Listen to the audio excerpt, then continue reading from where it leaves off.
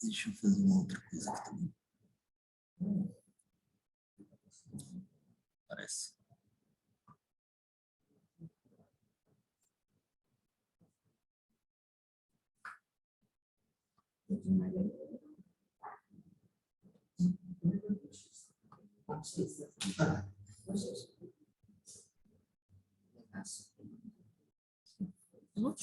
Ok? Ok, pessoal, vamos nos colocar então na postura de alinhamento, alinhando a coluna, observando a cervical. Vamos fechar os olhos por alguns instantes, procurando acalmar e aquietar um pouco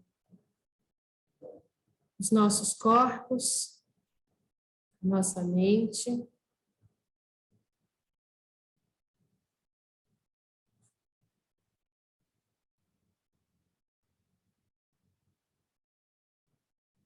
Mantendo os olhos fechados, focando agora no som da nossa respiração. Perceba o alinhamento da sua coluna, dos ombros, posicionando os pés no chão, sentindo o assento bem firme da cadeira.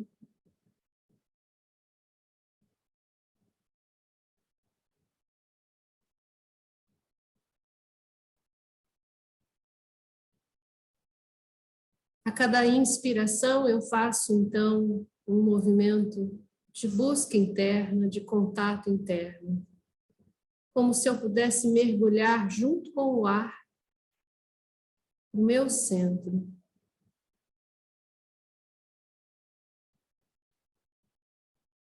A cada exalação eu deixo sair todas as dúvidas e inquietações mentais.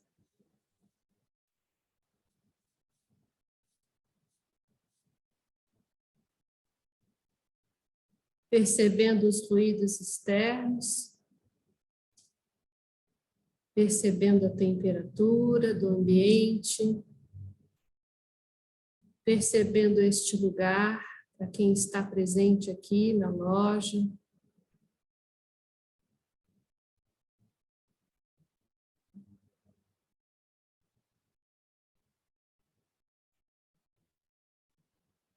A cada inspiração, eu mergulho junto com o ar no meu centro, no meu coração. E a cada exalação, eu relaxo e entrego todas as expectativas que tenho com relação à própria meditação.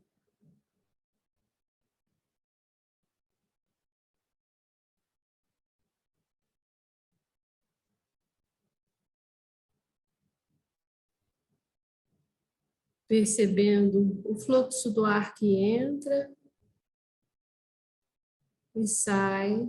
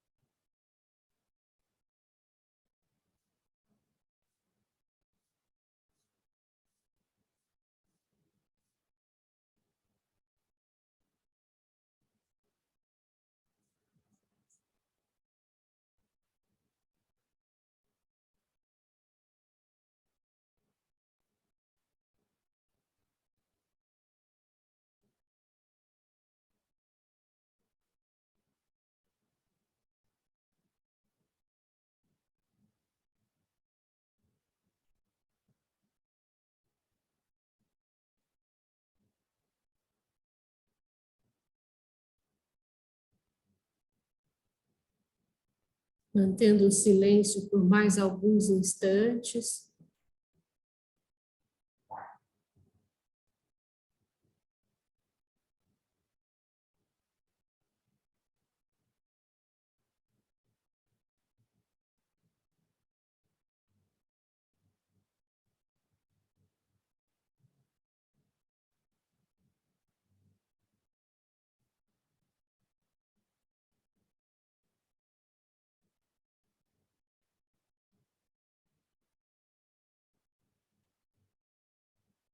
apenas observando o fluxo do ar que entra e sai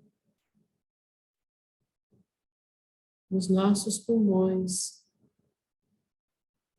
nos nutrindo de prana, de paz, de tranquilidade.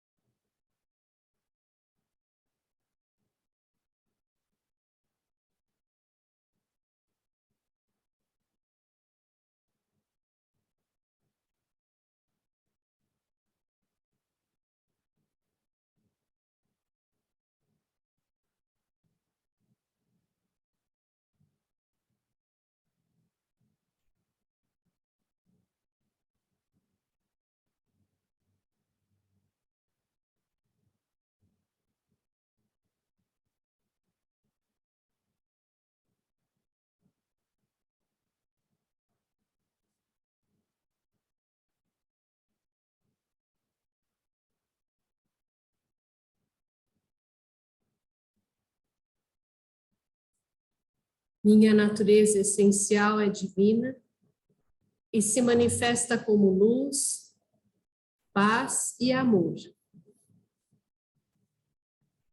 Que brilhe a luz, que reine a paz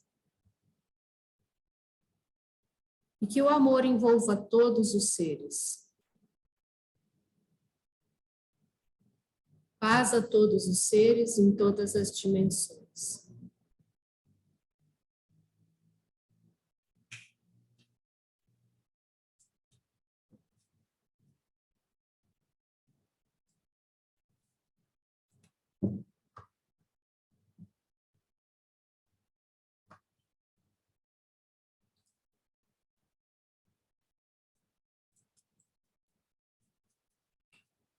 Mantendo então essa vibração, vamos fazer então a abertura da loja, como sempre fazemos no início dos nossos trabalhos, convidando então Goethe Juiz de Fora a participar também. Loja Fênix, abertura.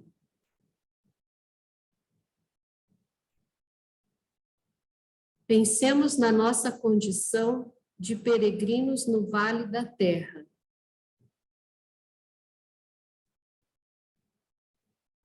Lembremos nossa meta luminosa de amor com paixão.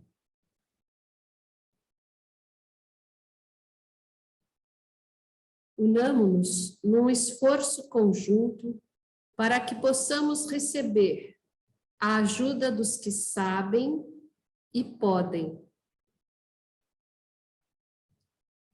Que sua força nos assista. Seu amor nos envolva. E sua sabedoria nos guie através dos minutos, dos anos, dos séculos, irradiando por todo sempre paz, amor e sabedoria para todos os seres. Está feito. Obrigada a todos. Você faz a apresentação. Vou fazer uma outra. Obrigada, então. Nós vamos convidar a Clenice. Quer apresentar? Então, eu teria que ter um mini currículo para apresentar a Clenice.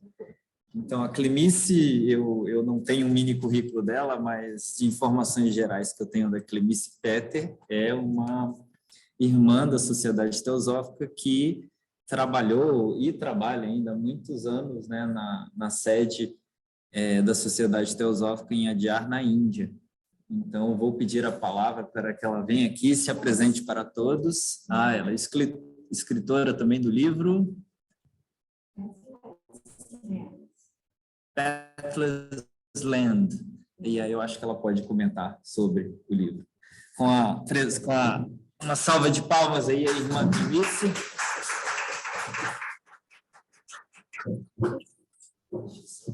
Bacana. Fica à vontade, tá? Bom,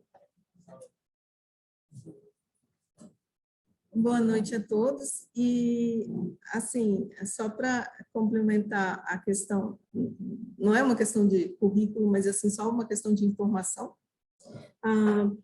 Recentemente, eu publiquei um livro lá na Índia, né? Ele está em inglês e o título do livro é Pathless Land, que significa Terra Sem Caminho. Tá? Esse livro ele é um resumo dos meus estudos esses anos todos na Índia e assim é uma síntese das coisas que eu percebi e das coisas que eu acredito, né? Que nem todo mundo precisa acreditar da mesma forma, claro, ainda bem. E assim, resumindo a minha percepção, nesses anos todos que eu tive acesso a muito material lá na Sociedade Teosófica, e não só lendo o material que eu tive acesso, mas também observando, né, e estudando outros ensinamentos lá na Índia também, e eu percebi que o ensinamento de Krishnamurti e da Sociedade Teosófica, na verdade, ele é a continuação do ensinamento que foi dado na Sociedade Teosófica no começo. Então, seria a Blavatsky veio, trouxe uma gama de informações, e aí ele vem e complementa essas informações, né? Essa é a tônica do livro. Então, no livro, essas informações, elas são fundamentadas no meu estudo, e tem uma série de citações que fundamentam isso que eu estou falando aqui agora. Ele não foi traduzido para o português ainda, porque eu tenho uma certa dificuldade agora primeiro de tempo e também porque eu realmente tenho assim uma certa dificuldade agora de achar as palavras certas no português. Mas é claro que se eu sentasse e realmente fizesse, eu conseguiria fazer. Mas enfim. Então ele foi publicado só em inglês por enquanto. E aí vamos voltando aqui para a palestra de hoje, né? O tema da palestra é Teosofia no mundo moderno, né? Eu acho que é importante a gente falar sobre essa questão de teosofia no mundo moderno, porque, afinal de contas, a gente está inserido no mundo moderno, né? E E eu percebo que existe uma dificuldade de se trazer essa ideia do que seria isso, de como usar isso nos dias de hoje, se tem alguma relevância. Algumas pessoas, inclusive, fazem esse tipo de questionamento, né? Se teria alguma relevância. Aí, assim, eu acho que não é uma coisa para ninguém dizer tem ou não tem, mas é uma coisa para cada um perceber se tem ou se não tem. Então, assim, o trabalho que a gente vai fazer aqui hoje não é de eu chegar e falar isso é assim ou é assado, mas é mais um trabalho de que a gente vai investigar e tentar entender se tem ou se não tem, né? Então, assim, no final da palestra a gente vai abrir um tempinho, acho que a Denise falou 20 minutos, né? Que a gente pode usar para perguntas e respostas. E, assim, eu diria que não é nem perguntas e respostas, é explorar algumas das questões que as pessoas possam vir a ter, né? E aí, no final, a gente abre espaço para isso. Mas aí, quando a gente fala em teosofia no mundo moderno, né? A primeira coisa que eu acho que é importante a gente entender, e para a gente olhar, é essa questão do que é teosofia, né? Algumas pessoas acham que teosofia é uma série de escritos que é o trabalho da Blavatsky, é o trabalho dos mestres, as coisas que eles escreveram, ou é um conjunto de livros, ou é um conjunto de ensinamentos, ou é o que A ou o que B falou. Eu particularmente, não vejo assim. Eu acho que teosofia, como o próprio nome diz, teosofia é a sabedoria divina, né?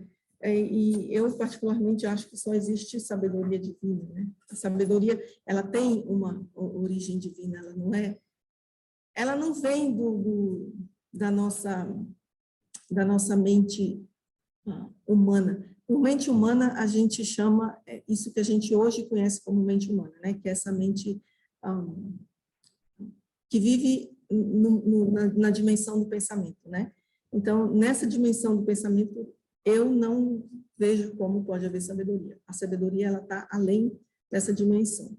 Então, quando a gente pensa nisso, quando a gente vê o significado da própria palavra teosofia, a gente vê que sabedoria não existe, você não consegue achar sabedoria num livro, né? Não é no que uma pessoa falou, mas é numa atitude, é numa forma de se viver, é numa forma de se conduzir as questões.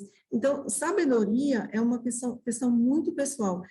A gente também sabe que os sábios, desde quando o mundo é mundo e que eles começaram a aparecer, eles nunca conseguiram transmitir sabedoria às outras pessoas.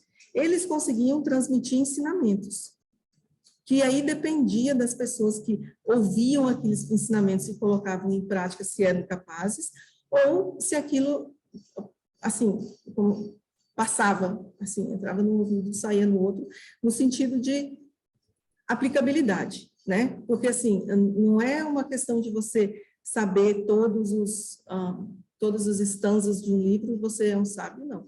A questão é a aplicabilidade daquilo que você sabe na sua vida pessoal, particular, e nas suas ações e nas suas tomadas de decisão. Então, os sábios, eles não conseguiam, e não tem como realmente você passar isso para uma pessoa.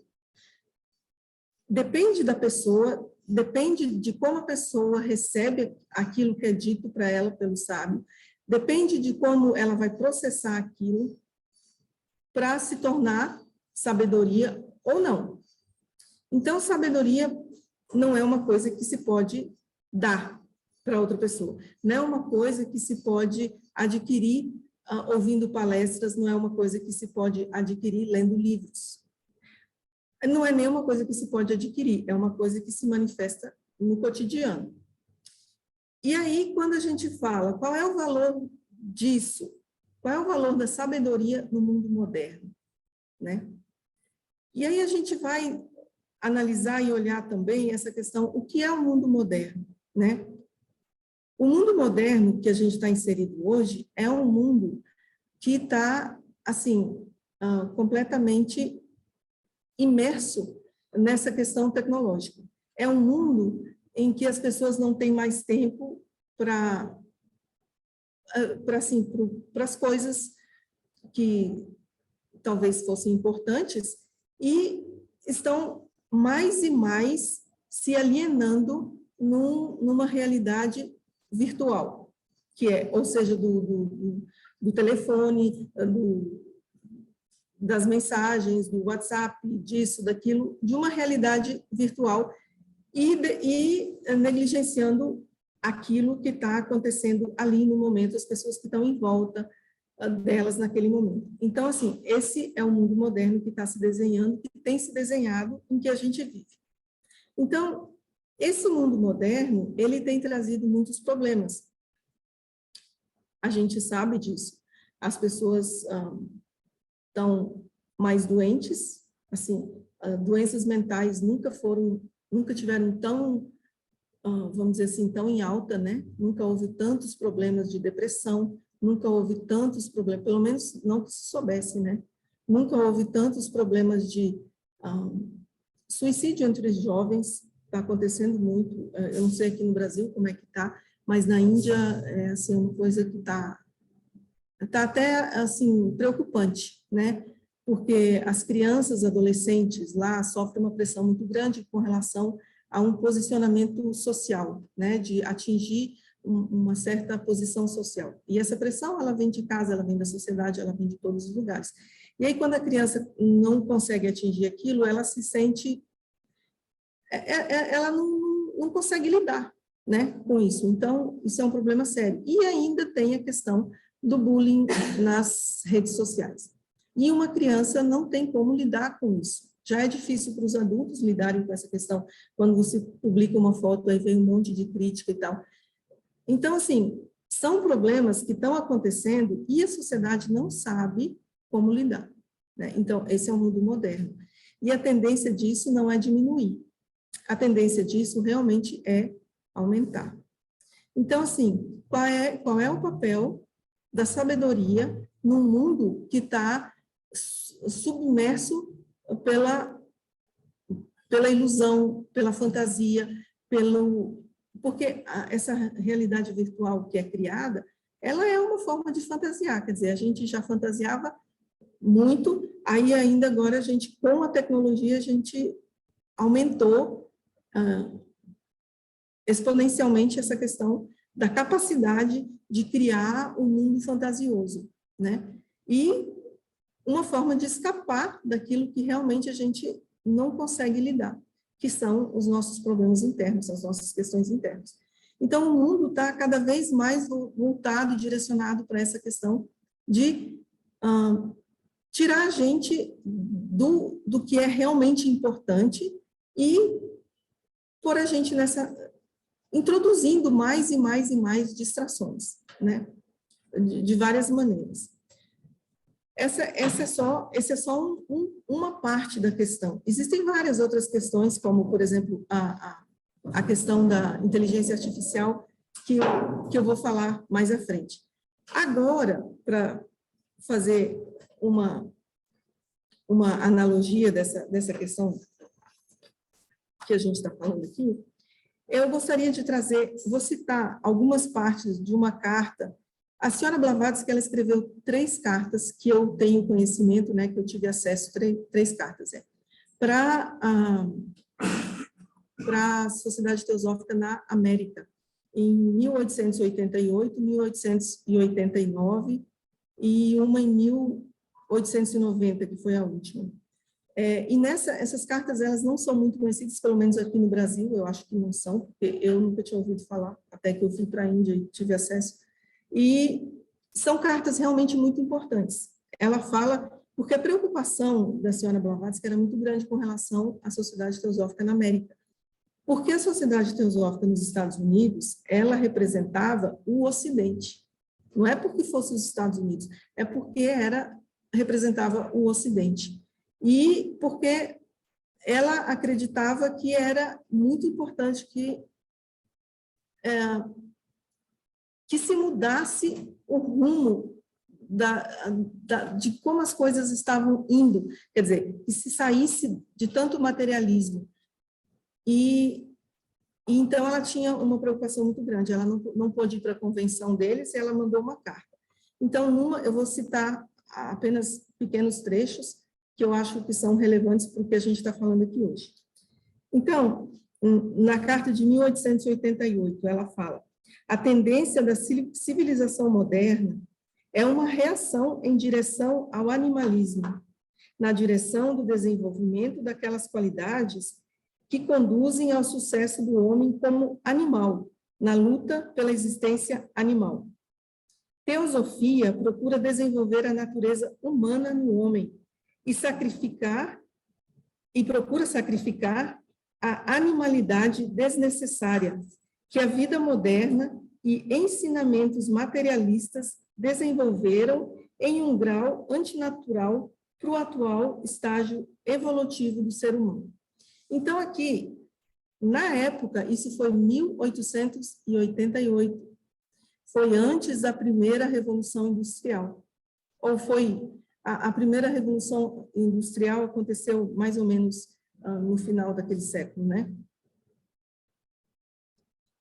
E a gente sabe, e ela já falava que naquele tempo a natureza, que os ensinamentos materialistas e a vida moderna, ela estava falando da vida moderna daqueles dias, tá?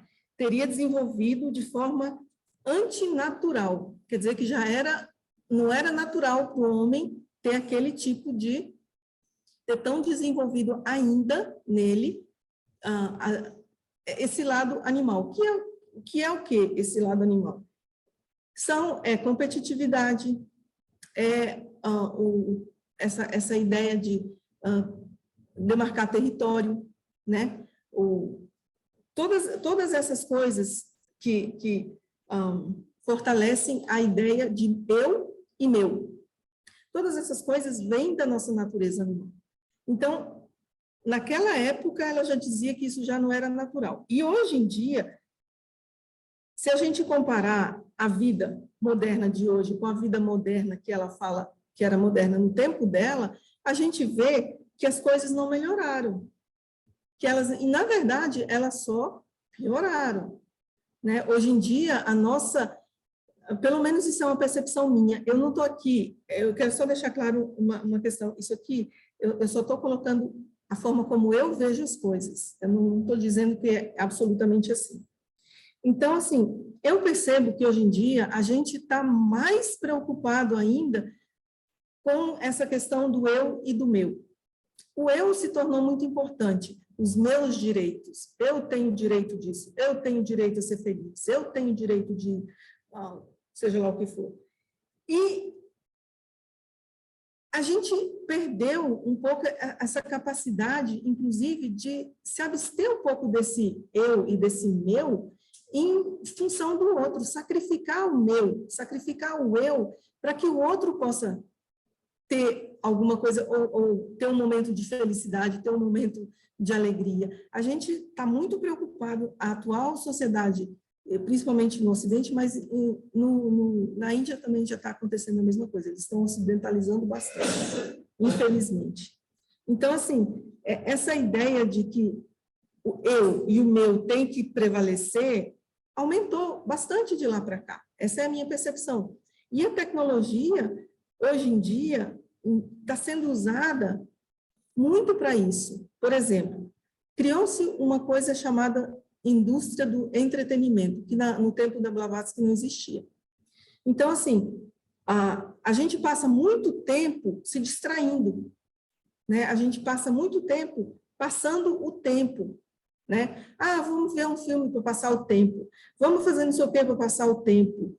Então, assim, a senhora Radha Burnier, que foi a presidente internacional da Sociedade Teosófica até 2013, ela falava o seguinte: você vê na natureza, os animais não precisam de entretenimento, só o ser humano que tem essa necessidade.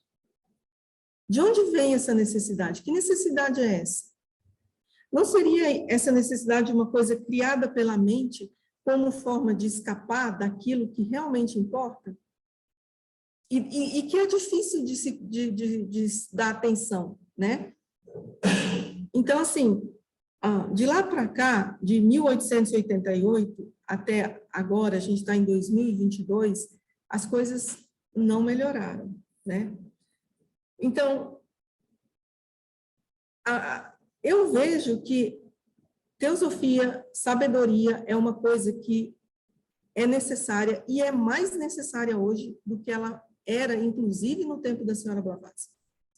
Porque hoje eu percebo que o perigo que a gente corre como humanidade é maior, porque a gente potencializou imensamente o nosso poder de destruição com toda a tecnologia desenvolvida.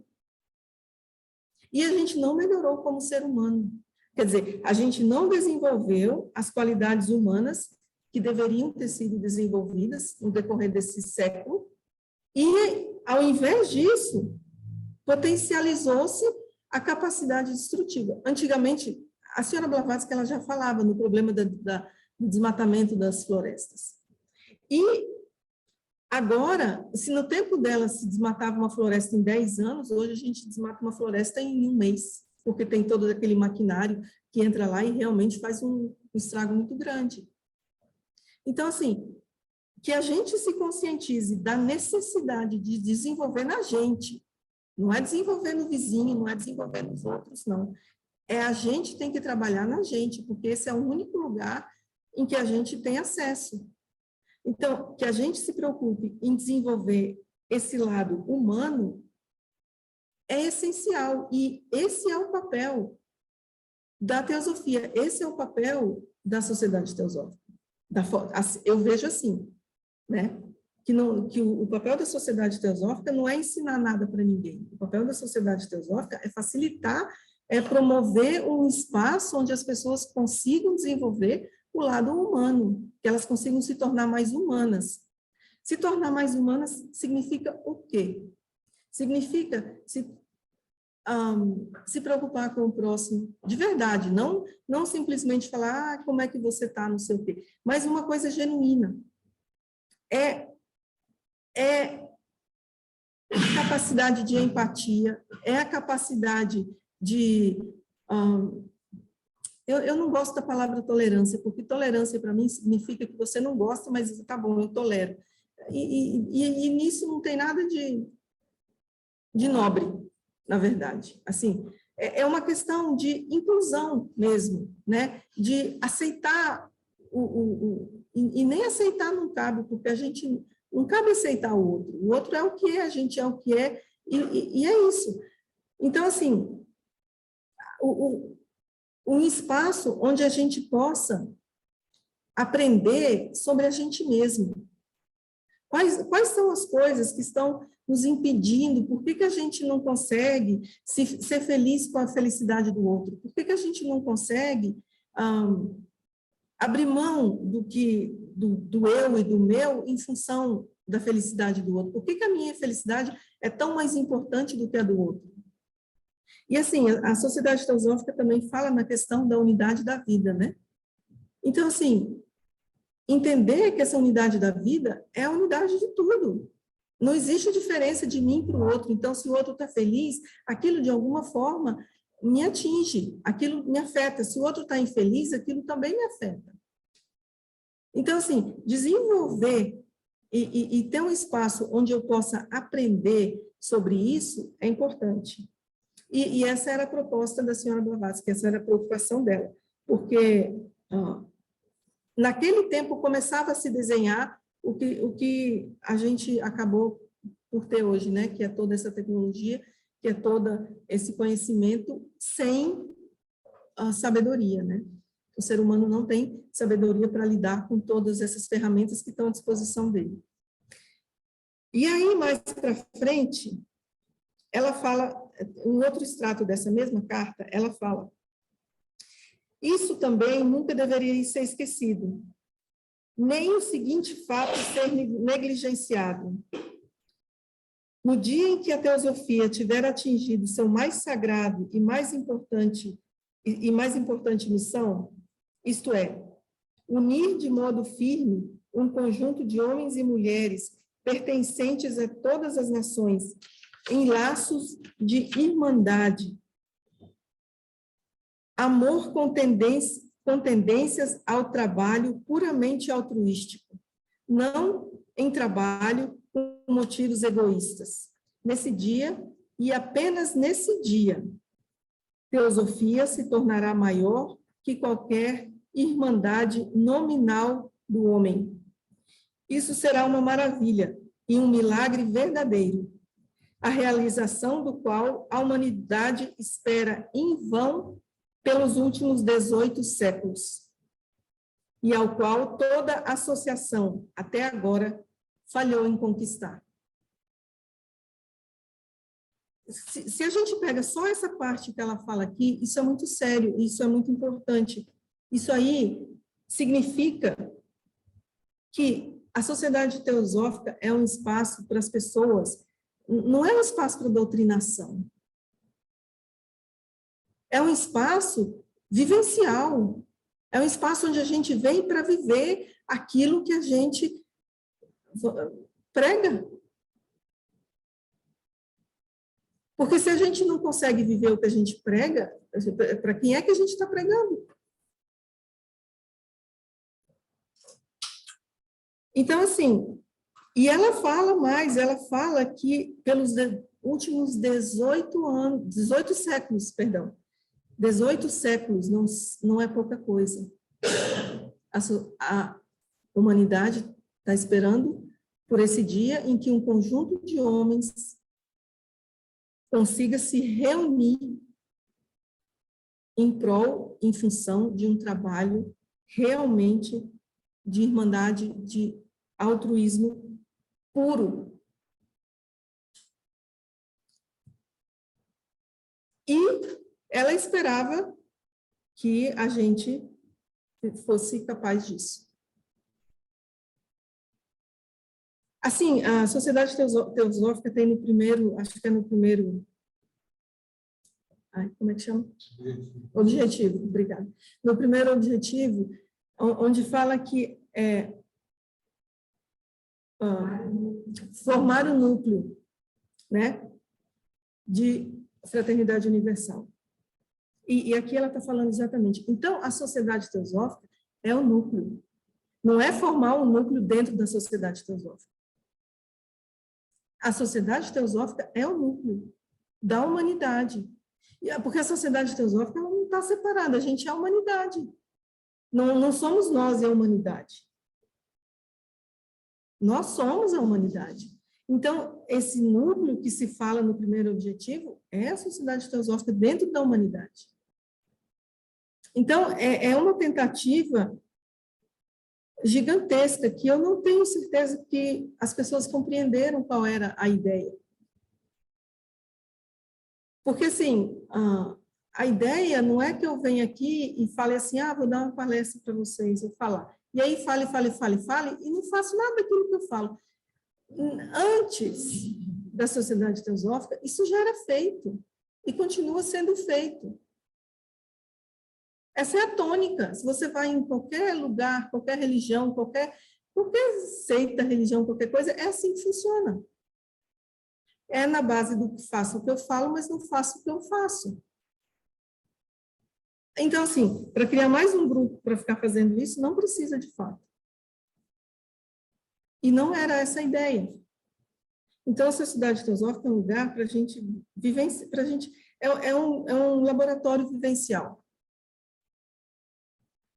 onde a gente vem para aprender sobre si mesmo, para aprender sobre os outros, para amar a si mesmo, para aprender o que significa amar ao próximo.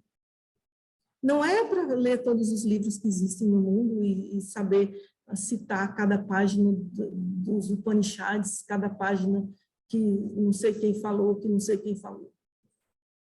Isso realmente não tem valor nenhum, porque isso tem valor se você vive aquilo que você fala. Aí talvez tenha algum valor, mas fora isso não tem.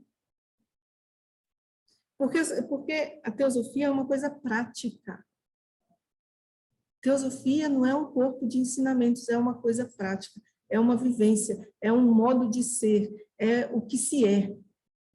Então, se você, assim, eu acho, pessoalmente, eu não me considero um teosofista, porque eu acho que é muita pretensão.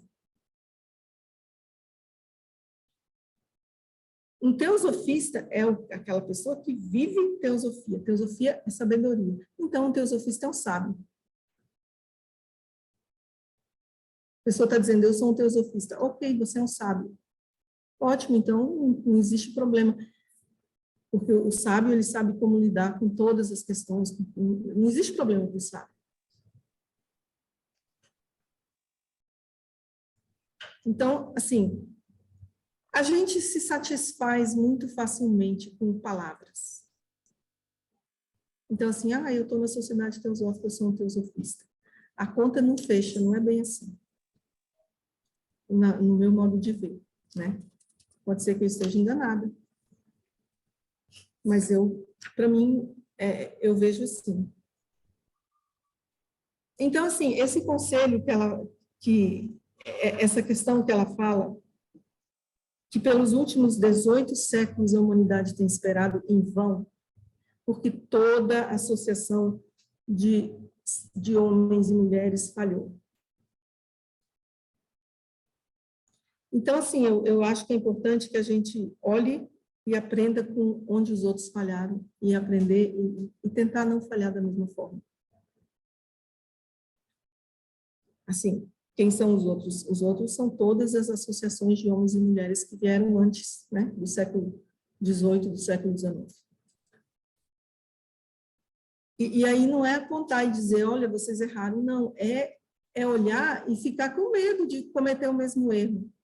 Porque a gente é tão humano quanto eles são, quanto eles eram. E é uma tendência humana a repetir a mesma coisa, sem perceber. A gente repete e não percebe que está repetindo. Então, o foco é na gente mesmo. É como eu me comporto. O que eu sinto quando eu vejo alguém que está feliz, o que eu sinto? Como eu processo aquilo?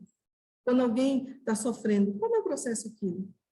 Então, o foco é em mim, entender o que está acontecendo comigo. Assim, a gente, como humanidade, a gente vive muito voltado para fora. A gente vive querendo consertar o mundo lá fora, né? O mundo fora, mas o mundo, ele está dentro. Fora é um reflexo do que está dentro. Então, se você quer consertar fora, você fica igual um macaco que tenta limpar o rosto dele, olhando no espelho, e ele tenta limpar a imagem no espelho. Não é nada inteligente, né? Se a gente vê um macaco fazendo isso, a gente não vai achar que ele é um ser inteligente, né? Mas a gente acha que a gente é muito inteligente, mas a gente está fazendo exatamente a mesma coisa. Então, tem um outro conselho dado pela senhora Blavatsky que eu gostaria de trazer à luz. Na mesma carta de 1888, ela escreveu: porém, não permitam que ninguém estabeleça um papado ao invés de teosofia, porque isso seria suicídio e sempre acaba de modo fatal. Somos todos colegas e estudantes. Ninguém tem o direito de dogmatizar. Isso também significa que a verdade não é uma coisa que se possa possuir. E mesmo o sábio, porque ele sabe que ele não pode dar aquilo para ninguém, ele não pode passar, porque depende de quem recebe, ele sabe que ele também está aprendendo, apesar de que ele já tem uma clareza mental, ele continua aprendendo. Esse estado de aprendizado, ele não acaba nunca. Mas a gente fica querendo chegar num ponto em que a gente não tem mais nada a aprender. Gente, esse ponto de não ter mais nada a aprender simplesmente não existe, porque também é dito que a vida é eterna. Se a vida é eterna, como é que você pode parar de aprender? É um continuar, é um caminhar, né? Não existe um ponto final em que se possa dizer, pronto, aqui eu já sou um sábio.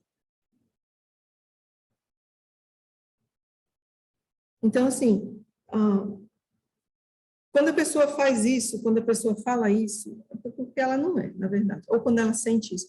Então, a gente não é ficar julgando os outros, é olhando para a gente mesmo. Se eu estou achando isso de mim, é um momento que eu tenho que ligar todas as minhas antenas e perceber o equívoco que eu estou cometendo, o engano que eu estou, a ilusão em que eu estou enfiada.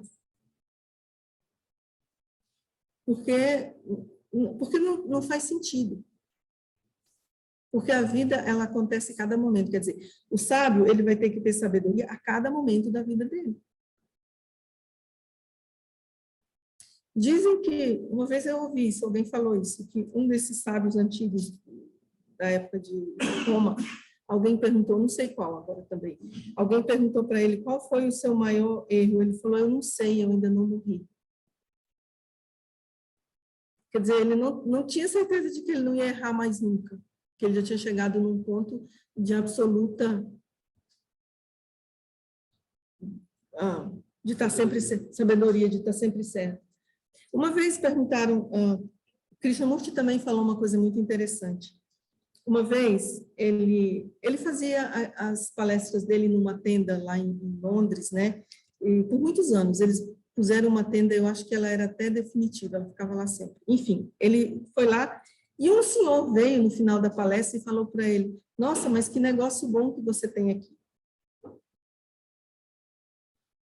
E aí ele ficou calado. E aí a pessoa que estava com ele, que conhecia ele, falou, mas como é que você tolera a pessoa falar isso? Aí ele falou assim, não imediatamente diga que não é verdade.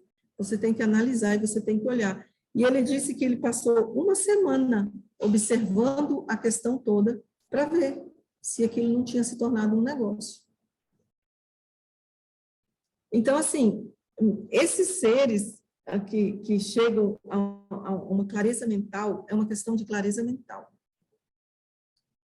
Eles sabem que o perigo de cair nas armadilhas da certeza está o tempo todo à espreita.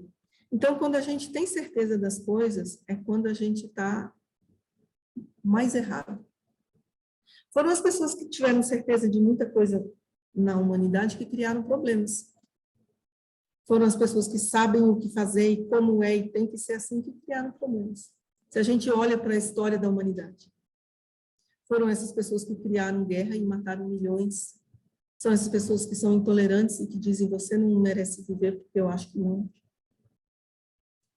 Então, assim, as certezas são problemáticas, mas, ao mesmo tempo, a gente precisa ter uma confiança nas coisas que a gente... Mas a gente não pode impor isso para os outros. O problema está nessa imposição. Quando você quer impor o que você percebe naquele momento como uma certeza absoluta e acha que agora todo mundo tem que seguir. E quando ela fala nessa questão, não permitam que ninguém estabeleça um papado, eu percebo, no meu modo de ver, que ela está tentando abrir os olhos para essa questão. Porque o papado o papa é aquela pessoa que é infalível. E eu, sinceramente, não sei se existe tal pessoa. Se pode existir um ser humano vivo que seja infalível. Talvez ele exista, mas ele, com certeza, não sabe que ele é infalível. Talvez ele seja infalível porque ele não acredita na própria infabilidade. Então, eu acho que esse é um ponto que a gente deve sempre lembrar, que somos todos colegas. Porque também, por mais que a pessoa seja sábia, por mais que a pessoa seja iluminada, seja o que quer que seja, aquilo é muito bom, mas a gente pode aprender? Pode, vai depender de como a gente recebe aquilo. Mas a iluminação daquela pessoa não vai ser transferida para mim por osmose. Não é assim que funciona, porque se fosse, era muito fácil. Buda, Jesus Cristo teriam iluminado um monte, e esse outro monte, mais um outro monte, e assim sucessivamente. Hoje, seríamos todos iluminados, depois de 2.500 anos. Não funciona assim, a gente tem que... É uma questão individual de claridade mental, que cada um tem que trabalhar e cada um tem que trabalhar em si mesmo, é um trabalho interno.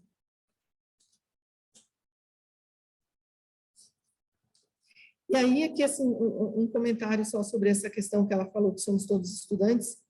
Este é realmente um conselho-chave, pois que fica claro que não existe autoridade em questões espirituais. Que toda autoridade na terra sagrada do coração humano cria dogmas, o que é o oposto de teosofia, e que a imposição de ideias não tem lugar na busca espiritual. A gente fala muito nessa questão de dogma, de criar dogma, mas o que é um dogma? Dogma é uma coisa que a gente acredita e não questiona mais. Vou dar um exemplo que assim, muita gente acredita e não questiona mais. A questão da reencarnação. A gente simplesmente fala, reencarnação existe, porque falaram existe, mas a gente não sabe. A gente não enxergou, a gente não percebeu o que significa isso, a gente não entendeu, a gente não viu. A gente ouviu, alguém falou e a gente acreditou. E aí a gente repete, tem certeza, e é um dogma. E vira um dogma. Então, até que a gente consiga entender o que é que isso significa, a gente não deve ter certeza e a gente não deve simplesmente dizer é fato.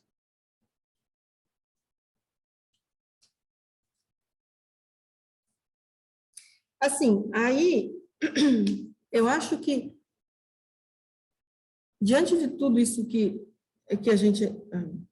foi colocado aqui agora, eu percebo que a Sociedade Teosófica, ou pelo menos uma organização com essa intuição, com essa intenção, com essa intenção que foi criada a Sociedade Teosófica, uma organização que vem com essa intenção de organizar pessoas, trazer pessoas para se unirem para um laboratório vivencial e aprender sobre elas mesmas, e aprender sobre o que significa amar ao próximo, aprender o que significa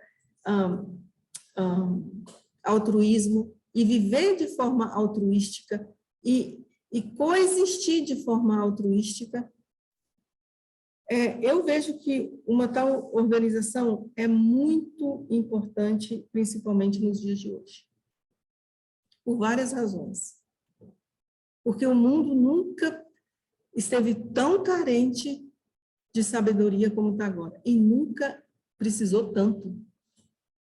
Porque era muito fácil quando as pessoas viviam, a maioria, numa fazenda, lidando com machado e foice, não ter sabedoria. Mas hoje em dia, as pessoas estão com um computador na mão que tem um potencial imenso. E isso a gente ainda nem falou da questão da inteligência artificial, do que está acontecendo hoje em dia com a inteligência artificial, e o potencial disso. Eu nem tenho certeza de que a gente realmente sabe o potencial disso. O problema não é a inteligência artificial. A inteligência artificial, o computador, todas essas tecnologias, elas são só ferramentas como o machado e a foice. O problema é a mente por trás dessa ferramenta. O que vai se fazer com ela?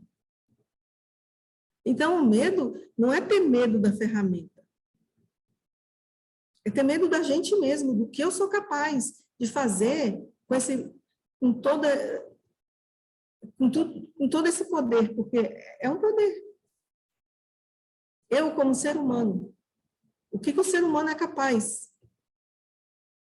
de fazer com isso? E eu sou um ser humano. Então, assim, se você pega... Isso é muito interessante, porque se você pega um rio e você tira lá uma porção de água, um copo de água, nem precisa uma seringa de água, de qualquer rio, e você leva aquela seringa de água para um laboratório, você vai ter ali tudo que tem dentro do rio. Você vai saber tudo que tem dentro daquele rio. Os componentes químicos, a poluição, qualquer coisa que você quiser saber, você vai saber, com aquela pequena amostra. Você quer saber se você tem algum problema de saúde, você vai lá e tira uma seringuinha desse tamanhozinho de sangue, e ali ele vai te dizer tudo que tem dentro do seu corpo. Então, a gente, essa seringuinha, é esse copinho d'água, o rio da humanidade. Então, o potencial que qualquer ser humano tem, existe em mim também. Porque a gente não é diferente um do outro. A gente gostaria de ser, a gente imagina que é, a gente se imagina muito especial, mas a gente não é. Então, o potencial que o outro tem... Então, quando você vê uma pessoa errando, quando você vê uma pessoa sofrendo porque fez uma besteira muito grande, ao invés de condenar aquela pessoa, se você se conhece, se você entende a psicologia humana, você não vai condenar. Você vai sofrer, porque você entende o que se passa com aquela pessoa, o que se passou com aquela pessoa. Então, a compaixão também não é uma coisa que se possa treinar, que se possa dizer, eu vou ser compassivo, eu vou, a partir de hoje, eu vou... Não é assim que funciona.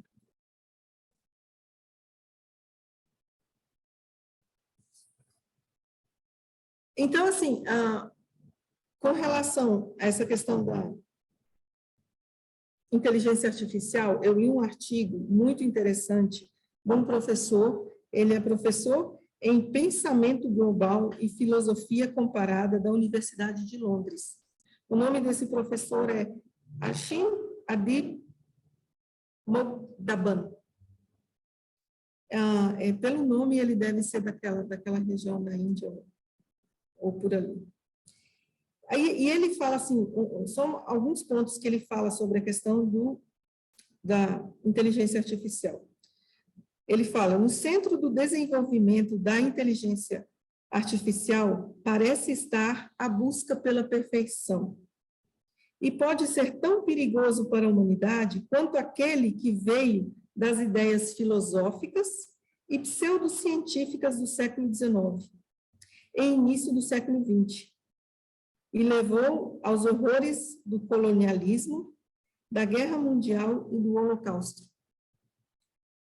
Em vez de uma raça superior, entre aspas, humana dominante, poderíamos acabar com uma máquina. O objetivo final da inteligência artificial, mesmo a inteligência artificial restrita, que lida com tarefas muito específicas, é superar e aperfeiçoar todas as funções cognitivas humanas. Eventualmente, os sistemas de aprendizado de máquina podem ser programados para serem melhores que os humanos em tudo. E ele continua. Se isso parece extremo, considere o perfeccionismo anti-humano, que já é central no mercado de trabalho. Aqui, a tecnologia de inteligência artificial é o próximo passo na premissa da produtividade máxima, que substitui o artesanato individual pela linha de produção de fábrica. Essas mudanças maciças na produtividade e na maneira como trabalhamos criaram oportunidades e ameaças que agora devem ser agravadas por uma quarta revolução industrial, na qual a inteligência artificial substitui ainda mais os trabalhadores humanos. Chamou minha atenção, por que eu trouxe isso aqui? Chamou minha atenção esse primeiro parágrafo, que ele começa falando, no centro do desenvolvimento da inteligência artificial parece estar a busca pela perfeição. A busca pela perfeição é uma constante do ser humano. A gente nunca parou para pensar o que é perfeição, o que é isso que a gente busca, que perfeição é essa? E o que é perfeição, afinal de contas?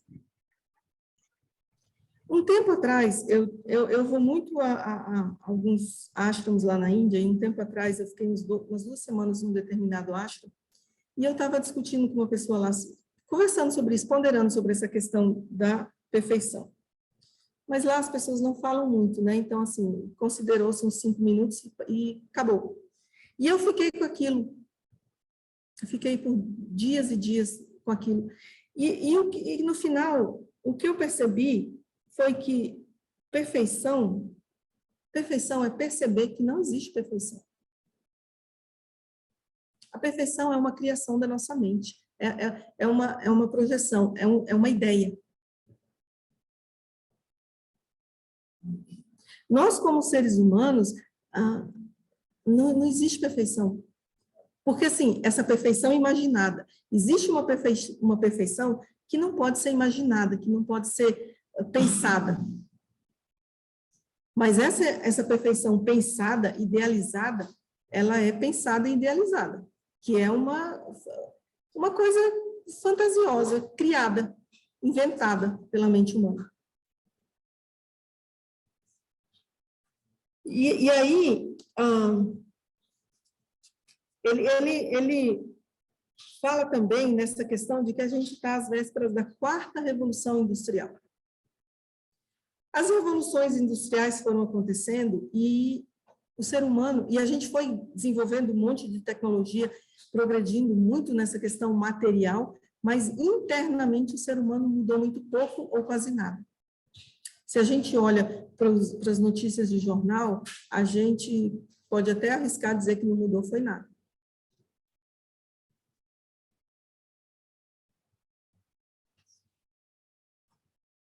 E aí ele fala, vários trabalhos de pesquisa recentes preveem que dentro de uma década está aqui na porta. A automação substituirá metade dos empregos atuais. Portanto, pelo menos nessa transição para uma nova economia digitalizada, muitas pessoas perderão seus meios de subsistência.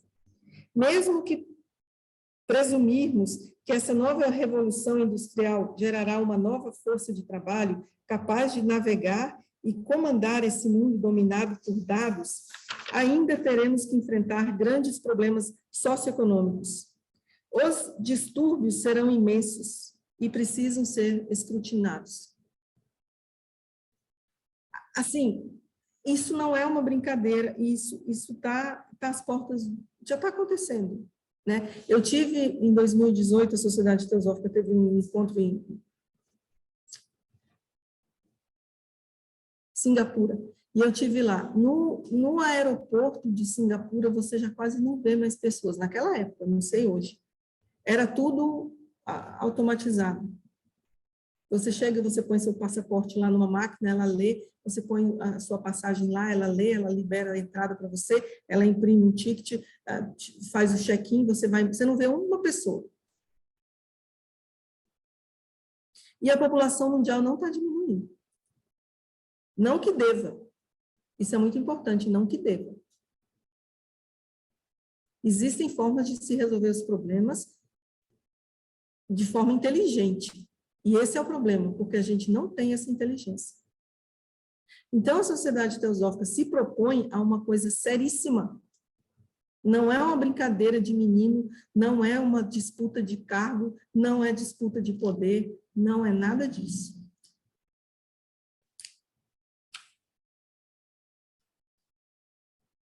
Aí ele fala, a obsessão com a perfeição e a hipereficiência teve um impacto profundo nas relações humanas, até mesmo na reprodução humana, já que pessoas vivem suas vidas em realidades virtuais enclausuradas em sua própria criação.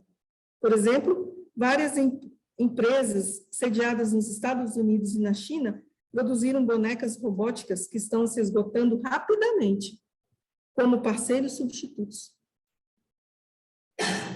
O homem na China até se casou com sua boneca cibernética, enquanto uma mulher na França casou-se com um homem robô, anunciando sua história de amor como uma forma de sexualidade robótica e fazendo propaganda para legalizar seu casamento. Ela disse, estou realmente e totalmente feliz. Nosso relacionamento ficará cada vez melhor à medida que a tecnologia evolui. Parece haver uma alta demanda por esposas e maridos robôs em todo o mundo. Isso é muito sério. Aí a gente pode falar, eu não faria isso. Gente, a questão aqui não é o que eu faria. A questão é uma tendência do ser humano. Aí aqui ele fala, programar nossas máquinas para entender esses padrões éticos, a pesquisa de inteligência artificial terá a capacidade de melhorar nossas vidas, o que deve ser o objetivo final de qualquer avanço tecnológico. Mas Se a pesquisa de a inteligência artificial produzir uma nova ideologia centrada na noção de perfeccionismo e produtividade máxima, então será uma força destrutiva que levará a mais guerra, mais fome, mais sofrimento social e econômico, especialmente para os pobres. Nessa conjuntura da história global, essa escolha ainda é nossa. Apesar de tudo que ele coloca, que é bem chocante, ainda existe tempo para que as coisas não acabem dessa forma. Mas o problema, como eu falei, não é a tecnologia, é o que se faz com ela. E se a gente vê tudo isso e vê como as coisas estão acontecendo e simplesmente fala, não posso fazer nada, a gente pode se melhorar, a gente pode, não é se melhorar, porque não tem se melhorar, mas a gente pode se entender, a gente pode se conhecer, a gente pode se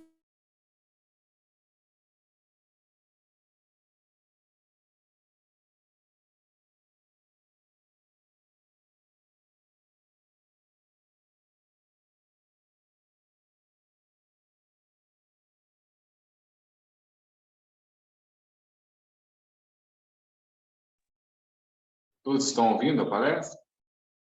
Ou pausou? Para mim também pausou aqui. Acho que a conexão lá, achei que fosse a minha. É para mim que Eu pausou. também perdi. Vamos Vou aguardar. avisar, vou avisar aqui o Rodrigo. Para mim também pausou um pouco. Agora até caiu, Raquel. Até desligou lá.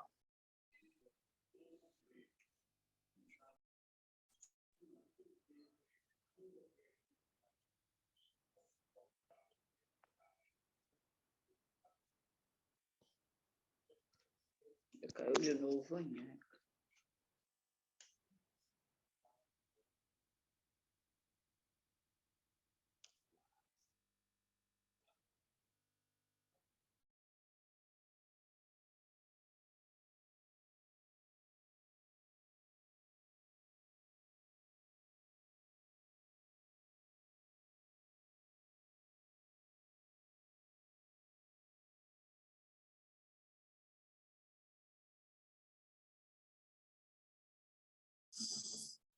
Perdão, gente, caiu aqui. Caiu para vocês também. Se puder repetir a sua fala final. Aqui. Aí, Caiu. da gente abrir para as perguntas, eu tinha falado aqui que uma organização com um propósito, com a proposta da Sociedade Teosófica, é mais necessária no mundo de hoje. Assim, a humanidade precisa desesperadamente de pessoas sábias, de pessoas inteligentes. Então, não é uma brincadeira, não é um passatempo. Então, assim, as pessoas que se propõem a isso precisam entender a seriedade do que elas estão se propondo e no que elas estão querendo participar. E é isso. Então, assim, a gente pode abrir perguntas? Denise? Denise, posso só comentar uma coisa? Você disse que ia passar aquelas frases da senhora, dessa carta da senhora. Tá. Parece que nós não temos aqui, né, em português, não. Você descobriu isso lá. Depois, se você puder passar isso.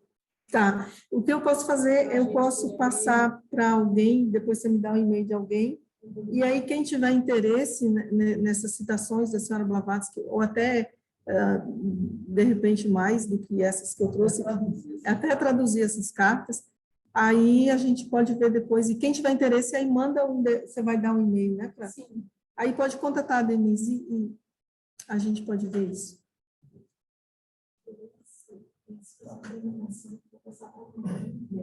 Ela é editora da revista do Teólogo. Certamente ela vai se interessar. Sim. Para publicar. Sim. São muito importantes. São cartas realmente importantes. Tá. Pode falar abertamente, se quiserem fazer perguntas. Ah, tá. Se alguém quiser. Eu não sou seja presencialmente. Tá, se alguém tem alguma pergunta que queira fazer, vocês podem... A Raquel pode controlar. Raquel, você pode controlar aí, ver aí.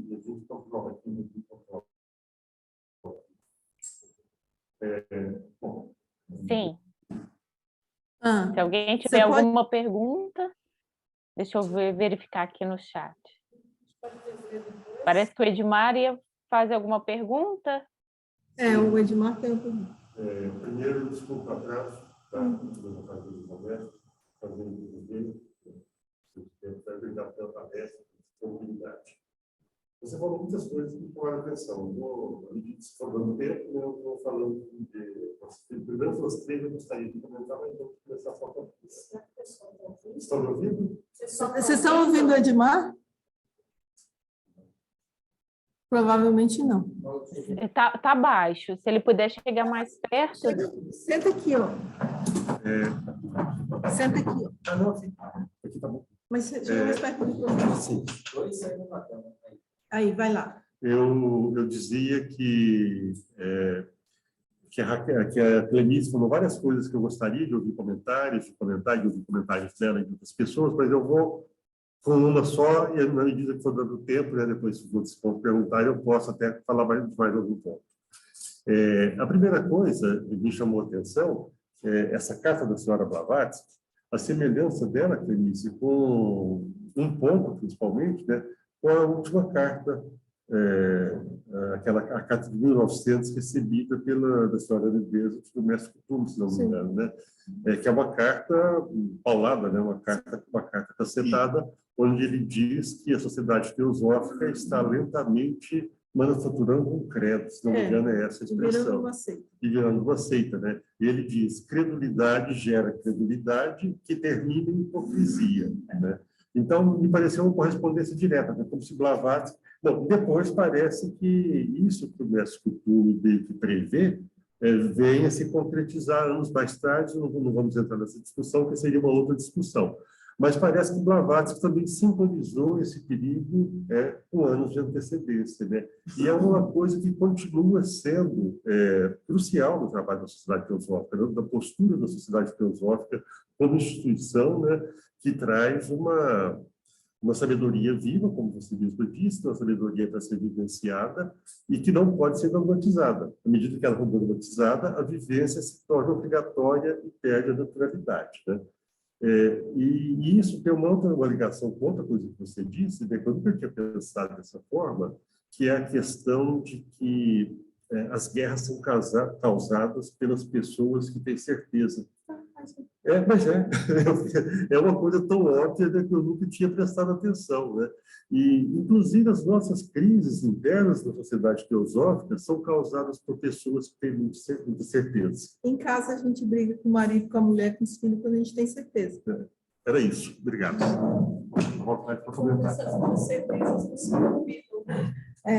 Quando a gente tem certeza, a gente está muito errado. Deixa eu falar. Não, desculpa, mas assim, só essa questão do perigo, né? Porque isso é uma tendência humana, né? Dogmatizar. Que é uma tendência humana de ter certeza. Dá uma falsa segurança.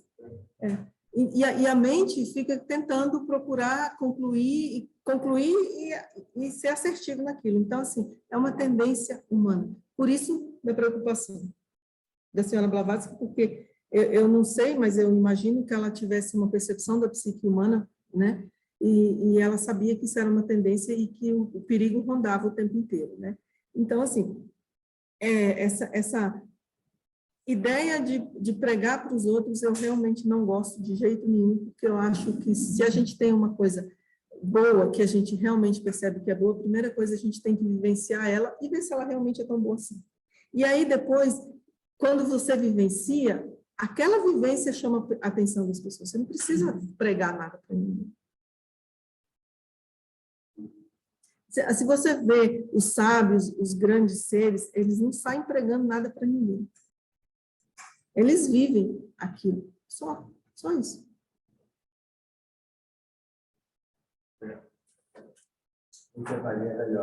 Vem cá.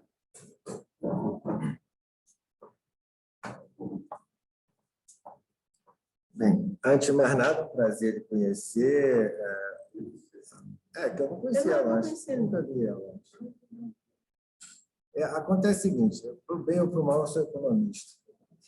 E aí a economia é a ciência lúdica, né? E eu estava dizendo para eles que o problema não é a inteligência artificial, o problema é a burrice natural, sabe? Porque o que está acontecendo? Acontece o seguinte, todo progresso tecnológico é poupador de mão de obra.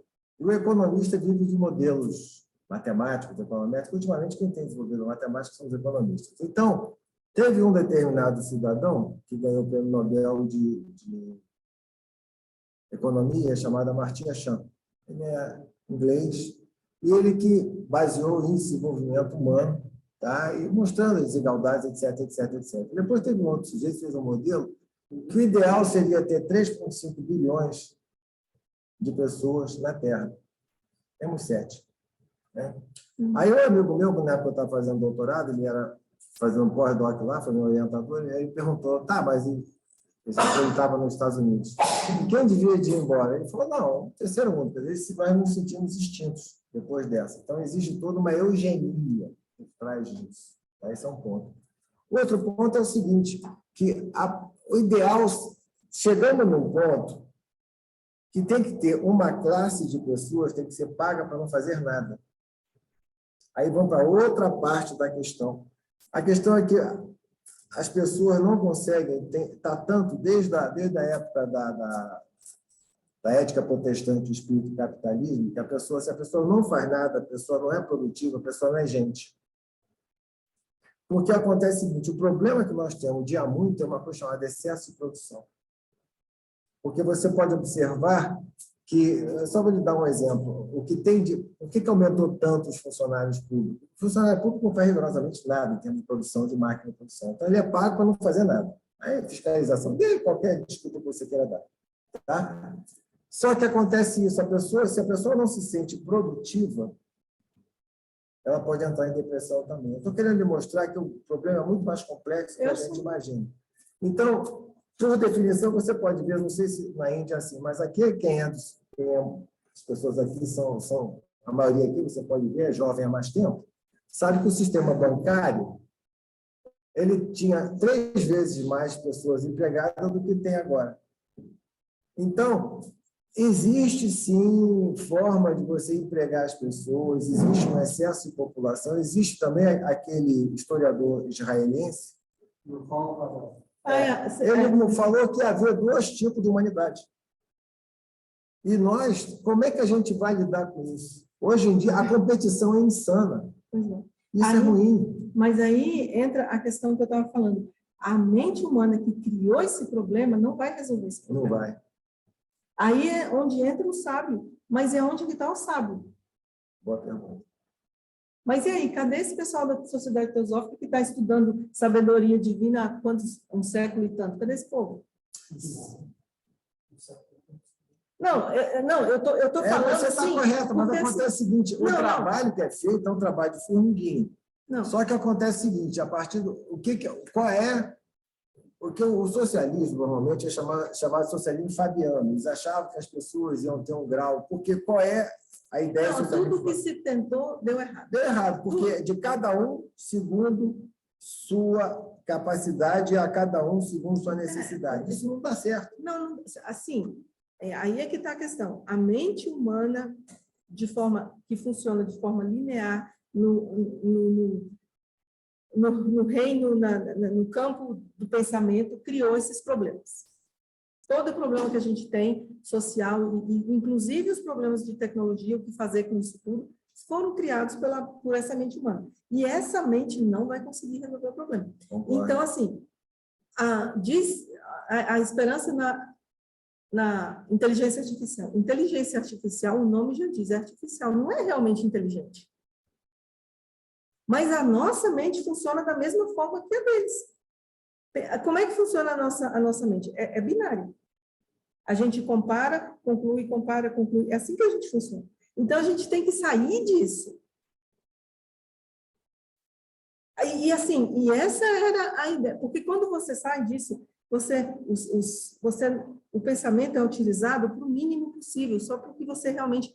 Você precisa saber como chegar ali e dirigir, coisa e tal. Daqui a pouco nem isso. Daqui a pouco vai estar automatizado também. Então, assim, quando você sai dessa linha de pensamento, você entra numa outra dimensão em que não existem problemas. É uma outra dimensão. Esses problemas são resolvíveis, mas não por essa mente que criou eles. Mas aí é que está. Para haver uma mudança de mente... Não, aí é que está a questão. Se você vê o que eu falei aqui no começo, um século atrás, não foi ontem, não foi semana passada, não foi um mês, não foi um ano atrás, foi um século atrás, que se reuniu, se pensou em criar um grupo de pessoas que se reunissem para tentar vivenciar um negócio. Funcionou? Mas você observa que nesse mesmo período, se eu não me engano, um pouco depois, foi criada a Liga das Nações, que não adiantou nada. E nem vai adiantar, porque assim, você cria um negócio para juntar o que é separado. Você cria uma liga que vai juntar nações que se sentem separadas. Então, eu sou melhor que você no primeiro mundo, terceiro mundo. Aí, quando você falou esse negócio, o terceiro mundo tem que ir embora. Quem está criando todos os problemas não é o primeiro mundo? Eu sei. Aí manda o terceiro mundo embora e acaba com tudo de uma vez. É isso que vai acontecer. Assim, não é isso que vai acontecer, porque provavelmente outra coisa qualquer pode ainda acontecer. Mas a questão é, o que eu estou chamando a atenção aqui, eu não estou querendo resolver esses problemas sociais. O que eu estou querendo chamar a atenção aqui é da nossa responsabilidade com relação ao mundo de uma forma geral. Que não basta a gente sentar, se reunir uma vez por semana, ler uns livrinhos, saber que existe um mestre, que existem mestres de sabedorias, não sei aonde, no Himalaia, no Tibete, não sei o quê, e a nossa vidinha continua sendo... Entendeu? A gente continua procurando se distrair e diversão assim, conforto é tão importante, é muito mais importante. Assim, a gente tem que sair e mudar a chave desse materialismo. Concordo. Então, assim, a gente vai mudar o mundo inteiro? Não vai, mas a gente pode se mudar. A gente pode se transformar. E é isso que eu estou querendo mostrar aqui. E quando isso, dizem os sábios, que quando um número X de pessoas virar essa chave, isso vai influenciar, é a coisa do rio que eu falei, porque a gente faz parte desse rio, dessa humanidade. Então, eles dizem que quando um determinado número de pessoas vira a chave, a água fica mais limpa. E as coisas mudam. Mas aí essas pessoas têm outros ideais. Não, essas pessoas não têm que ter ideais. Porque foram os idealistas que criaram todos esses problemas. Não, mas eu estou querendo dizer que a partir do momento que existe um termo que você usou que é muito correto. Tá, rapidinho. Tá. O termo que você usou de diversão é um termo militar, é a manobra diversionista, para tirar a pessoa daquele foco e entrar por outro. Mas vai ter mais gente para falar, senão a gente vai ficar aqui a noite toda conversando. Foi ótimo conversar contigo. Tem alguém aí? Fazer alguma pergunta no online? Tem alguém no chat? Não, vocês podem continuar. Tem alguém no chat? Não, só falando... O som está muito baixo. Alguém falou que o som estava muito baixo e depois... Senta mais pertinho aqui do microfone. A Clemice tocou em pontos muito sérios, né? Que são premissas que são objetivos claros da sociedade teosófica e que não estão sendo cumpridos pela sociedade. Eu não gostaria de trazer aqui a questão por que o mundo mudou. Mas por que a sociedade teosófica não mudou? Nós não mudamos. Não, porque a proposta não é mudar o mundo. A proposta é mudar a gente. Eu me mudar, você... É a gente virar essa chave. Então, assim, esquece o mundo. E talvez porque o foco tenha sido errado. Porque o foco talvez tenha sido vamos mudar o mundo. Não tem como mudar o mundo. Ele pode mudar, se eu mudar. Sim, mas nós, como sociedade teosófica, hoje, a gente tem que mudar, então, também. Óbvio, é o único jeito. Não existe outro. Por exemplo, se na sociedade teosófica só tivesse pessoas que tivessem virado a chave, a sociedade teosófica teria zero problema. Isso é uma realidade? Mas nós não somos uma sociedade de homens sábios, somos homens que aspiram à sabedoria.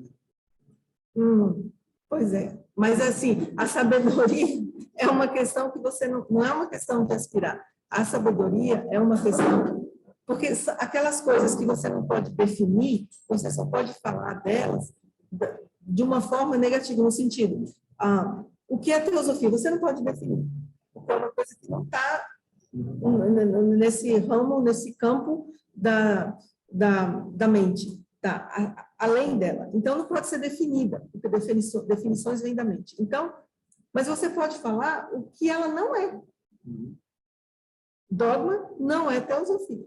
Isso você pode falar. Certo? Então, você vai eliminando o que não é, vai eliminando o que não é. Então, a sabedoria não é uma coisa que você almeja um dia ser sábio, porque isso nunca vai acontecer.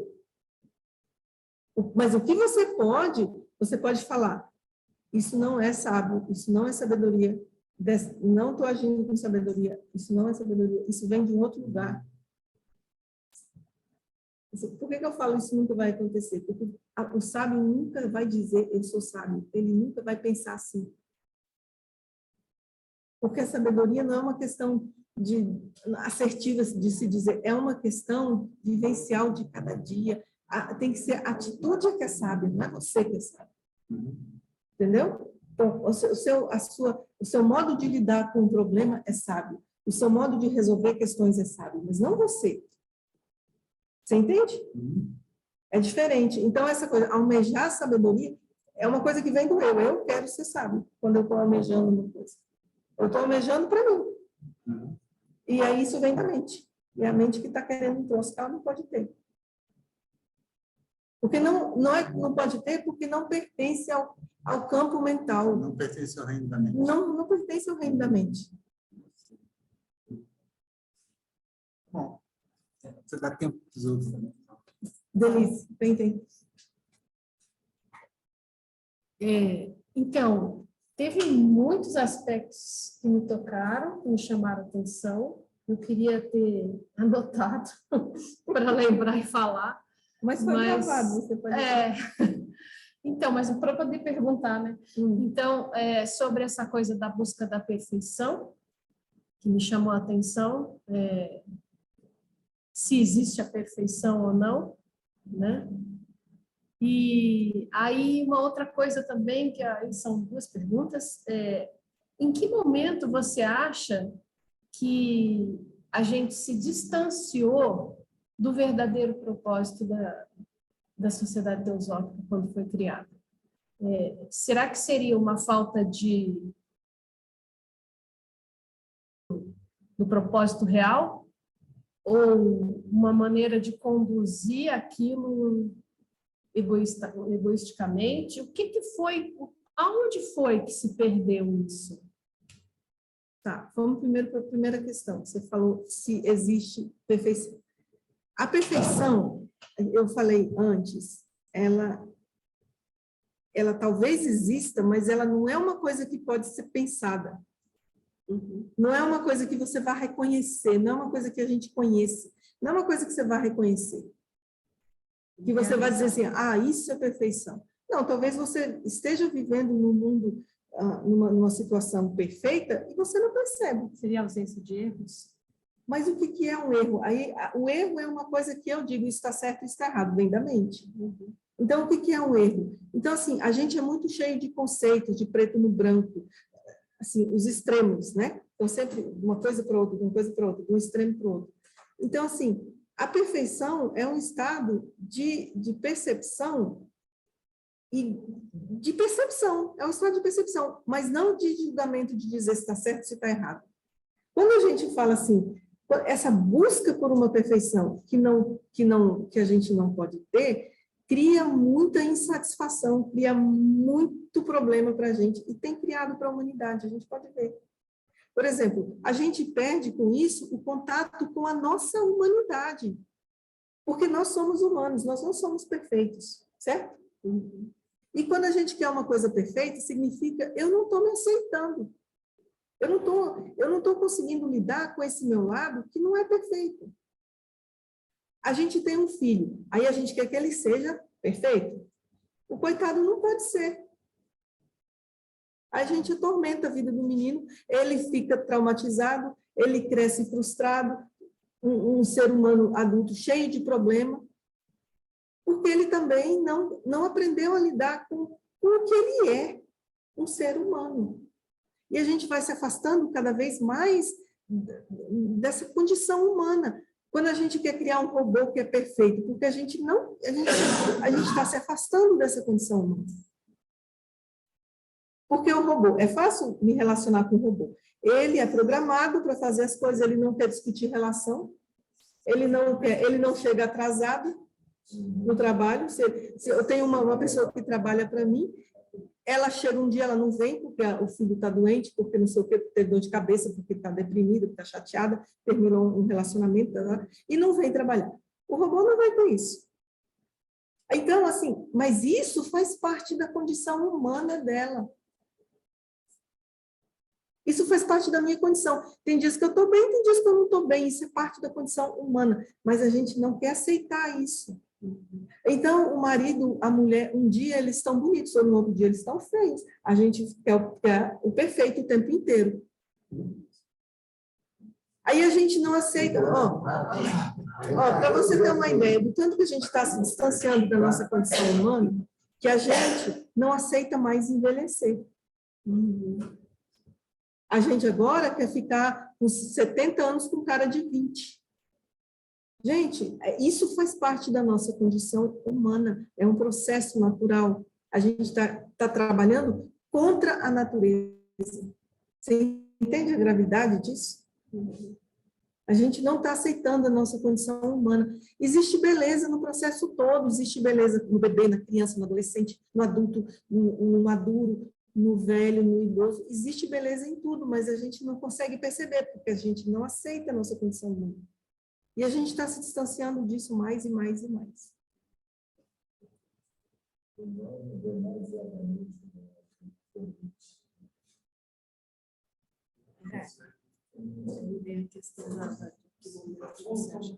Ah, tá. E a outra pergunta da Denise é que momento que a sociedade teosófica saiu dessa coisa? Se foi por questão... Falta de entendimento do propósito. Eu não saberia te dizer quando foi. O que eu saberia te dizer é que, muito provavelmente, eu não vou dizer certamente porque, mas muito provavelmente, não foi por querer. Não foi de propósito. Óbvio. Para mim isso é muito óbvio. Que não foi uma coisa que falaram assim, hoje eu quero sacanear esse negócio, vou fazer tudo errado. Não foi. Eu acho que foi uma questão de... Às vezes a gente não percebe e as coisas vão acontecendo, elas acontecem gradualmente. E se a gente não percebe quando elas estão acontecendo no começo, depois lá mais para o meio, vai ficando mais e mais difícil. Porque aí o caminho de volta é maior. E aí vai dando... A gente já não quer mais encarar aquele caminho de volta. E a gente quer continuar indo na direção errada. Entendeu? Então, pode ter sido um momento de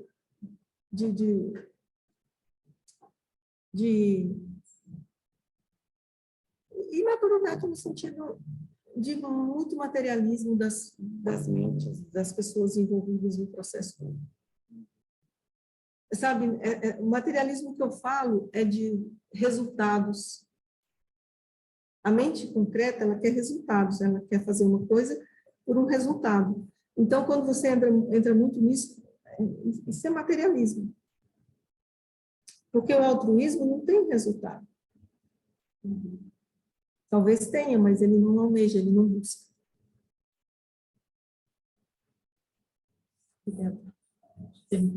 Acho que o Fernando vai fazer uma pergunta agora. Obrigada. E aí acho que do Fernando vai ser a última, porque, né, a gente passou um bocado do tempo. A não ser que tenha alguém aí. Alguém quer, Raquel, fazer uma pergunta? Até agora não. Vai lá. Parabéns, eu acho que você tocou em pontos que todo mundo está refletindo. A sociedade teosófica podia estar fazendo mais, né? Precisa fazer mais. Precisa. Se quiser continuar com o mesmo propósito. Porque se não quiser, também não tem problema. Tá, eu não acho. Eu acho que a sociedade teosófica embora longe de chegar no ponto que você está se referindo, que eu concordo, todas as pessoas nessa sala mudaram por causa da sociedade teosófica. E mudaram o mundo de uma forma ou de outra, mas não o suficiente. E eu acho que esse é o mérito da tua fala. Qual que é o suficiente? Nós temos que discutir. Estudar o livro, sabe aqueles estudos que você se definiu toda semana estudar? Ele não leva a isso que você está falando, que nós temos que fazer mais. Por outro lado, ele abre individualmente a consciência das pessoas. Eu vejo por mim o que eu era antes de entrar na sociedade teosófica e o que eu sou hoje. Então, não tenho as coisas resolvidas, mas tive tantos exemplos, tive tantos irmãos. Então, eu queria dizer que, de fato, a sociedade teosófica tem que focar coisas emergenciais. A nível mundial, fazendo os encontros do fim do ano, essa discussão que você está falando. Por outro lado, que a sociedade teosófica tem que ser uma porta aberta para todos nós que não alcançamos isso. Você alcançou, porque você lê, estuda, mora em Adiar, isso tudo favorece. A gente está um pouco distante desse centro. Mas a sociedade teosófica, ela, de alguma forma, conseguiu alcançar seus resultados. Talvez não a proposta original, mas ela tem um papel importante. A pergunta, o que seria do mundo sem a sociedade teosófica? A gente nunca vai saber, porque ela está. Mas você sabe, não sabe? Eu não sei. Nem a gente não vai saber. Que todo mundo pergunte para si mesmo, o que seria do mundo sem a sociedade teosófica? Por exemplo, o senhor Jiddu Krishnamurti fez um trabalho extraordinário quando ele falou dos condicionamentos. Porque quando a Blavatsky surgiu, o mundo era fechado. Aí o Krishnamurti vem e fala dos condicionamentos e mudou o mundo. O seu Krishnamurti saiu da sociedade teosófica. Ele não saiu. Ele foi expulso da sociedade teosófica. Ele foi expulso. Eu sei. Então, assim, eu acho que isso é uma coisa muito importante para se falar, porque a gente gosta de falar assim, ele saiu. Aí todas as pessoas acreditam que ele simplesmente fez a mala e saiu. Não. Tiraram as coisinhas dele, puseram numa mala e falaram, vai embora, não volte mais aqui. Então, ele foi mandado embora. Não, assim, a questão é porque eu não acredito que existe uma pessoa fazendo as coisas, porque uma pessoa sozinha não consegue. Aquela pessoa tem que ter o apoio de muitas outras pessoas para fazer qualquer coisa. Sozinho ele não teria feito. Então, assim, é a sociedade teosófica. Ele tinha o apoio da maioria, senão ele não teria feito. Então, assim, a sociedade teosófica, na pessoa de A, ou B, ou C, fez isso. Pediu ao Krishnamurti que saísse. Ele saiu. Sim, ele continuou transitando entre a gente. Ele tinha um trabalho a fazer e o trabalho dele não era limitado a uma sociedade, a uma organização. Ele tinha um trabalho para fazer para o mundo. Mas a sociedade teosófica também tem um papel para a humanidade, não é para uma meia dúzia de pessoas aqui e ali. O trabalho da sociedade teosófica não é para um clube de meia dúzia. Sim, mas eu acho que essa sua discussão é muito favorável, muito oportuna. Fala para o Tim Boyle no fim do ano fazer essa discussão. Bom, enfim. Tá. Mais alguém não, né? Ele quer fazer um comentário. Só um comentário. Pode falar. É que senão o pessoal não escuta o seu comentário. Desculpa alongar um pouquinho. Você falou uma coisa muito interessante a respeito da perfeição, que a perfeição idealizada não existe. É outra obviedade que a gente demora assim, a prestar atenção nela, né, a perceber. Né? Mas se tem que ser idealizado, não é perfeito. Né? Claro que não. Não é perfeito. Porque... Se tem que ter uma ideia sustentando a perfeição, não é. A perfeição não é. Perfeição não é. Talvez exista uma perfeição que não pode ser pensada, mas aí está fora do campo mental. Exatamente. Está fora da nossa condição atual. Do campo mental. E outra coisa que eu queria comentar rapidamente é a respeito do... Como é que foi a expressão que você utilizou? Passar o tempo. fazer coisas para passar o tempo, né? Existem aí previsões, acho que até de estudiosos, né? Acho que não é só coisa de, sei lá, de pessoas com a mente mais aberta, né? mais solta, de que a tal da nova era de Aquários, né? Novos tempos, né? Nesse período, as máquinas trabalhariam mais, o ser humano teria mais tempo para cuidar. Sim, mas aí se a gente usa esse tempo para ficar se divertindo, assistindo filme e entrando na realidade virtual, o que eu queria dizer é que talvez essa fase agora seja uma fase ainda preparatória. Que estão... Será? Mas será que ainda tem tanto tempo assim? Porque assim, a coisa, eu não sei. Eu penso que há uma transição, né? Sei lá, as pessoas hoje atualmente têm visto algumas séries, né? Então, tem algum tipo de série que eu não quero ver. Tem gente que talvez tem que ver aquele tipo de série para evoluir para séries mais, sei lá, mais espiritualistas, mais melhores, né? Mas é uma questão que parece que realmente, aos poucos, né, já existem países, né, diminuindo a carga de trabalho, né, para que as pessoas tenham mais tempo livre. Talvez é só uma observação. Mas o problema do tempo livre é que a gente também não sabe o que fazer com esse tempo livre. Porque a mente humana, ela é condicionada a produzir. E aí, se ela não produz, o que vai acontecer com essa mente? A gente não sabe, porque isso nunca aconteceu. Talvez seja organizado. Não, eu não sei. Eu acho, assim, que existe uma questão, eu vou colocar só mais uma coisa para finalizar. Foi uma coisa que eu vi, que eu encontrei num livro que foi publicado pela Fundação Krishnamurti um tempo atrás. Lá, nesse livro, Krishnamurti tem uma parte lá que ele fala o seguinte, que em todos os tempos, em todas as sociedades, sempre houve um grupo de pessoas que se reunia e trabalhava e vivia de forma não egoísta, ou seja, altruísta. E que quanto maior o número dessas pessoas, quanto maior o número de pessoas nesse grupo, a viver de forma altruísta, não egoísta, não é falar sobre isso, não, é viver. Quanto maior esse grupo, mais protegida está a sociedade em que esse grupo vive. Talvez por isso a Índia até hoje é o que é. Então, assim, quando eu vi isso, eu percebi, na minha leitura, foi de que a sociedade teosófica foi criada para ser esse grupo em cada país. Mas será que isso acontece? Será que as pessoas estão vivendo o que falam? Será que eu estou vivendo o que eu falo? A questão não é apontar o dedo e falar, o fulano, está vendo? O fulano não está vivendo, esquece o fulano. Deixa o fulano fazer o que ele quiser. A questão é, eu estou vivendo? A pergunta é para mim. Então, quando eu vejo essas coisas, assim, eu nem sempre imediatamente eu penso em mim, mas em seguida, depois de 1 ou 2 dias, eu percebo que o foco está errado, é em mim. Não é se o fulano está fazendo não sei o que deixa, não é problema meu, o problema meu é o que eu estou fazendo. Então, assim, e tem mais uma outra coisa, que eu acho assim, que se você está num lugar onde você começa a apontar o dedo para os outros e ninguém dá audiência, você para. Então, se tem muita apontação de dedo, é porque tem muita audiência também. Aliás, se você for perceber, quando você aponta um dedo para frente, você está colocando 3 conhecimentos. Então, eu acho que é isso. Obrigada pela paciência em ouvir.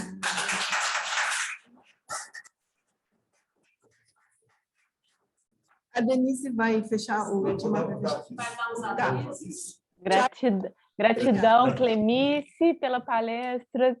Obrigada, Edmar, pelo convite. Isso. É um prazer ter vocês com a gente. Obrigado, Clemice. Obrigado, Raquel. Você não está aparecendo aqui. Não, sou muito feio. Vai lá, vai. Na outra. Edmar, que riquíssima palestra. Nossa, ótimo, né?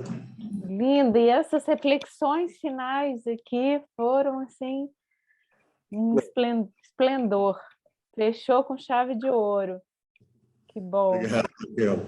Muito obrigada pelo convite. Obrigado, Cleonice, obrigado a todos. Eu queria dar alguns avisos antes de passar para a Denise encerrar.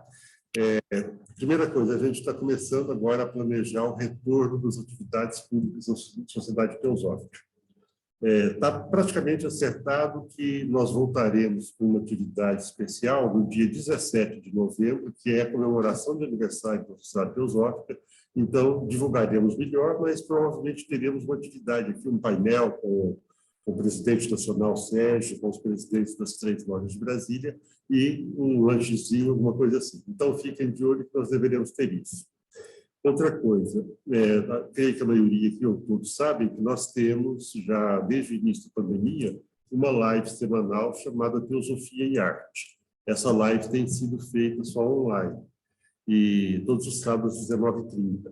Neste sábado, nós vamos fazer a primeira live híbrida. Vai ser aqui, nós vamos nos reunir aqui e estaremos online, e vai ser um sarau simples, né, sem nenhuma...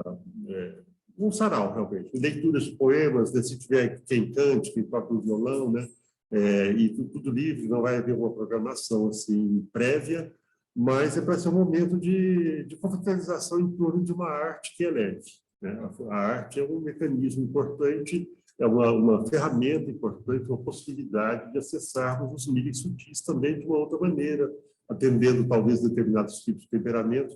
Essa atividade ela não vai ser divulgada como uma atividade pública, conforme eu disse, nós vamos ter um retorno oficial de atividades públicas, mas ela é aberta para esses que estão sendo convidados. Os convites estão sendo direcionados e vocês estão sendo todos convidados, né? Quem está ouvindo, quem está assistindo e quem está aqui presente também. Os que estão online poderão participar online também. O link é o mesmo de todas as semanas.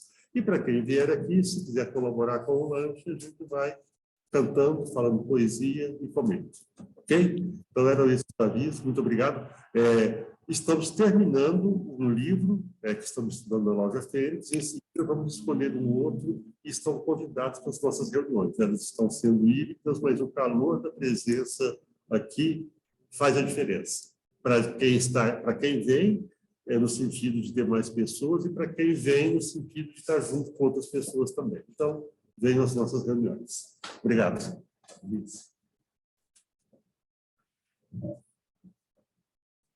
Eu queria agradecer a Cleonice ter atendido o meu pedido de estar aqui conosco. Está sendo muito bom, inclusive aqui para a loja.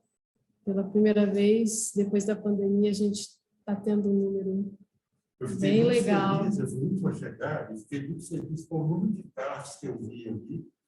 Quando eu estava no outro lado da L2, eu percebi, opa, o estacionamento está cheio. Está cheio. Obrigado pela presença de vocês. Então, a gente sabe que esse é um momento que vem acontecendo, é como se a gente estivesse começando uma loja de novo, né? Devagarinho, num processo de crescimento aos poucos, né? E obrigado, porque acho que a tua energia aqui vai favorecer bastante isso, né?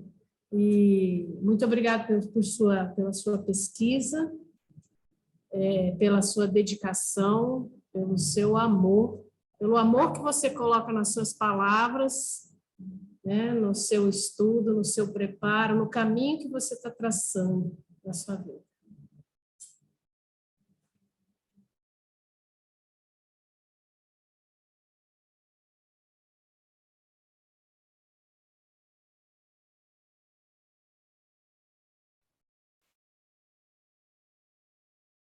Parece que caiu.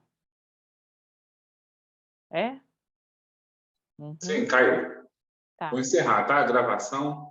Ok, Boa noite a Luciano, todos. muito obrigada. Boa noite, Luciano. Sucesso, gente. A gente fica aqui.